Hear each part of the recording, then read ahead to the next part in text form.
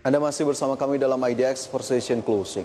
Peningkatan kebutuhan finansial masyarakat jelang Lebaran biasanya dimanfaatkan oleh perusahaan pinjaman online untuk menawarkan pinjaman, baik pinjaman online legal ataupun ilegal. Lalu bagaimanakah cara membedakan pinjaman online legal dan ilegal? Berikut informasinya untuk Anda. Lebaran identik dengan kenaikan pengeluaran karena muncul berbagai pos kebutuhan baru mulai dari mudik, membeli baju baru, zakat, dan sebagainya. Sebagian besar pengeluaran saat bulan Ramadan dan Idul Fitri cenderung bersifat konsumtif. Peningkatan kebutuhan finansial masyarakat jelang Lebaran biasanya dimanfaatkan oleh perusahaan fintech peer-to-peer lending atau pinjaman online atau pinjol untuk menawarkan pinjaman. Tak hanya perusahaan pinjol legal, pinjol ilegal juga mencari nasabah yang membutuhkan dana saat Lebaran. Bahkan beberapa waktu lalu kasus pinjaman online atau pinjol ilegal kembali marak di dunia maya. Dengan modus baru yaitu mentransfer langsung dana ke rekening korban tanpa diminta, kemudian korban ditagih dengan bunga yang cukup besar. Agar tidak jadi korban, kenali perusahaan fintech pinjol ilegal. Pinjol ilegal beroperasi tanpa izin OJK dan biasanya mereka juga tidak memenuhi aturan operasional bisnis yang berlaku. Lantas langkah apa lagi yang bisa kita lakukan agar bebas dari pinjol ilegal ketika menyambut momen Lebaran? Saksikan pembahasan lengkapnya dalam IDX Precision Closing Market. Ya, pemirsa, peningkatan kebutuhan di saat Lebaran seringkali dimanfaatkan oleh perusahaan pinjaman online, baik legal maupun ilegal, untuk memberikan pinjaman. Dan kita akan bahas topik terkait dengan pinjaman online di saat ataupun menjelang Lebaran kali ini bersama dengan rekan Mangi Veracong. Selamat siang, Mangi. Halo, selamat siang Fajar. Ya, Mangi, ini terkait tema kita kali ini begitu ya, pinjaman online menjelang Lebaran. Apakah memang ini menjadi satu fenomena tersendiri yang memang berlangsung dari waktu ke waktu atau seperti apa, Mangi? Baik, terima kasih Fajar. Ya pemirsa, ketika memasuki bulan suci Ramadan dan juga menyambut momen Hari Raya Idul Fitri, biasanya muncul nih pos-pos kebutuhan baru, antara lain untuk membeli baju Lebaran, kemudian untuk keperluan mudik dan juga untuk membeli barang-barang ya atau membeli hantaran yang ingin dikirimkan kepada sanak keluarga dalam menyambut Hari Raya Idul Fitri. Tapi memang kita bisa katakan Lebaran dan Ramadan di tahun ini agak sedikit berbeda dengan di tahun-tahun sebelumnya begitu ya, dengan tahun 2019, 2018 dan juga seterusnya. Karena memang saat ini masih adanya pandemi COVID-19 yang melanda Indonesia dan secara tidak langsung juga sangat mempengaruhi aktivitas, pergerakan dan juga pendapatan masyarakat. Karena memang sebagian masyarakat bisa kita katakan mengalami penurunan pendapatan akibat adanya pandemi COVID-19. Apalagi saat ini masih ada ketidakpastian terkait dengan THR begitu ya. Ada beberapa perusahaan yang menyatakan tidak mampu membayarkan THR secara penuh kepada para karyawannya. Lalu lantas bagaimana ini begitu ya? Ketika masyarakat mengalami penurunan pendapatan, tapi di sisi lain masyarakat perlu dana lebih untuk memenuhi kebutuhannya dalam menyambut momen Hari Raya Idul Fitri. Dan akhirnya kondisi yang seperti ini Fajar dimanfaatkan oleh perusahaan pinjaman online, baik pinjaman online legal maupun pinjaman online ilegal begitu ya. Kita katakan pinjaman online adalah pinjaman online legal adalah pinjaman online yang memang terdaftar di OJK. Tapi untuk pinjaman online ilegal ini adalah pinjaman online ilegal yang memang tidak terdaftar di OJK dan memang harus diwaspadai karena sangat merugikan masyarakat dan juga pihak-pihak terkait lainnya. Dan jika kita bicara terkait dengan pinjaman online ilegal, ternyata menurut data dari OJK sendiri begitu ya, di sepanjang tahun 2020 lalu Fajar, Satgas Waspada Investasi ini telah menindaklanjuti sekitar 1.200 pinjol ilegal. Dan dari tahun 2018 sampai dengan saat ini ternyata pinjol ilegal yang telah ditangani oleh Satgas Waspada Investasi ini jumlahnya mencapai 3.107 pinjol ilegal. Karena memang saat ini bisa kita katakan jumlah pinjol ilegal ya ini sangat marak sekali, jumlahnya bertumbuh semakin banyak, semakin masif karena memang ada kebutuhan juga di masyarakat yang membutuhkan dana lebih di saat pendapatannya kurang akibat pandemi COVID-19 Fajar. Oke, jadi ternyata pinjaman online menjadi salah satu alternatif untuk kebutuhan pendanaan masyarakat. Nah, ini seiring banyaknya pinjaman online yang bahkan terus muncul dari waktu ke waktu, Mangi, apa sebetulnya latar belakang atau alasannya dari pinjaman online begitu ramai, begitu merajalela hingga saat ini? Baik, jadi alasan lainnya kenapa pinjol, terutama pinjol ilegal begitu ya, bisa marak sekali jumlahnya di tengah pandemi COVID-19, karena memang adanya perkembangan industri teknologi, Fajar, yang secara tidak langsung memberikan kemudahan bagi para pinjol ilegal ini untuk menciptakan aplikasi. Dan di sisi lain juga memberikan kemudahan bagi para peminjam atau bagi para nasabahnya untuk mengakses pinjol, terutama pinjol ilegal tadi. Selain itu, memang ada tingginya kebutuhan pendanaan di berbagai kalangan masyarakat karena adanya penurunan pendapatan akibat pandemi COVID-19. Dan memang di sisi lain sebenarnya pinjol ilegal ini memberikan syarat-syarat yang mudah kepada para nasabah ketika ingin meminjam uang di pinjol ilegal tersebut. Dan juga aksesnya ini tidak berbelit-belit, Fajar, ketika seseorang ingin meminjam uang di pinjol ilegal. Tapi di balik itu semua ternyata bunga yang diberlakukan oleh pinjol ilegal ini cukup tinggi sekali, dan juga pinjol ilegal ini melakukan atau memberlakukan yang namanya akses data berlebih. Alias jika kita telah menyerahkan data-data kita begitu ya, data-data pribadi seperti nomor telepon, email, kemudian KTP kepada pinjol ilegal, apabila kita suatu saat nanti gagal bayar atau telat bayar, Fajar, data kita bisa disalahgunakan, bahkan ini bisa dijual lagi ke pasar gelap. Dan memang terkait dengan bunga dari pinjol ilegal yang tinggi sekali, ini jumlah bunganya bahkan lebih tinggi dari jumlah bunga yang diberlakukan oleh perbankan ketika meminjamkan uang kepada para nasabahnya, Fajar. Oke, jadi tadi dari yang Mangi sudah jelaskan, salah satu alasannya adalah kemudahan akses yang tidak berbelit-belit begitu ya, sehingga akhirnya ini menjadi salah satu faktor masyarakat lebih memilih untuk menggunakan jasa ataupun fasilitas dari pinjaman online. Meskipun di saat yang sama ada pinjaman online legal dan juga ilegal. Tentu kita harus melihat kepada yang legal begitu yang tadi sudah terdaftar di Otoritas Jasa Keuangan. Tapi banyak juga masyarakat yang belum tahu, Mangi, pinjaman online legal itu apa saja, siapa saja, seperti apa. Nah, ini bisa diberikan informasinya atau tidak, Mangi, terkait pinjaman online ilegal? Baik, terkait contoh pinjaman online ilegal, pemirsa bisa disaksikan bersama melalui layar televisi Anda. Ini ada beberapa contoh ya dari sekian banyak pinjol ilegal yang telah ditangani oleh Satgas Waspada Investasi dan juga Otoritas Jasa Keuangan. Yang pertama ini ada GoDuit, kemudian ada Dana Speed, ada Pinjam Saja, kemudian ada Kredit Rupiah, ada Modal Cepat, Dana Pintar, Dana Cepat, dan juga Durian Runtuh. Nah, ini hanya sebagian kecil saja, Fajar, contoh pinjol ilegal yang saya berikan informasinya kepada Anda dan juga pemirsa begitu ya. Sebenarnya masih banyak lagi pinjol ilegal yang memang telah ditangani oleh Satgas Waspada Investasi dan juga Otoritas Jasa Keuangan.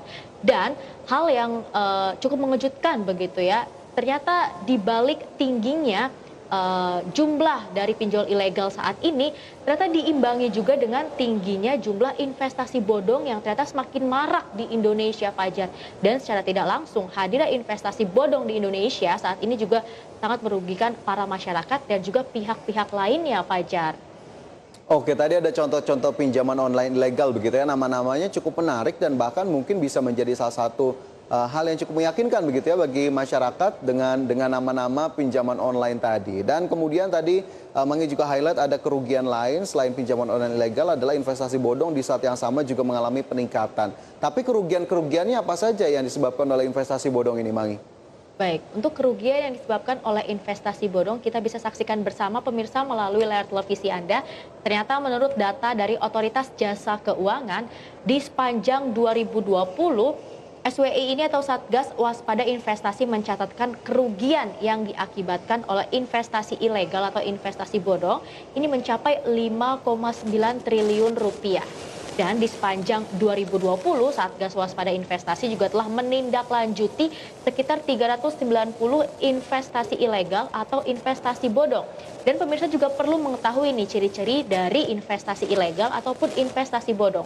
Jadi investasi bodong ini memang menawarkan bunga yang cukup tinggi atau imbal hasil yang cukup tinggi, tapi resikonya rendah dan dengan waktu yang singkat. Padahal pada umumnya begitu ya, investasi ini jika imbal hasil atau yieldnya semakin tinggi, maka resikonya juga semakin tinggi. Tapi ini berbalik begitu Fajar dengan investasi ilegal. Karena investasi ilegal ini menawarkan bunga yang cukup tinggi, tapi resikonya cukup rendah. Dan juga banyak sekali investasi bodong atau investasi ilegal yang menjanjikan bonus kepada para nasabahnya ketika nasabahnya ini melakukan perekrutan bagi calon nasabah baru. Jadi memang kita harus berhati-hati ya, baik kepada pinjol ilegal dan juga investasi bodong. Karena investasi bodong ini apabila dana kita sudah masuk ke investasi bodong tersebut ya, ini akan susah kembali lagi kepada kita Fajar, alias kita akan kehilangan dana yang sudah kita investasikan.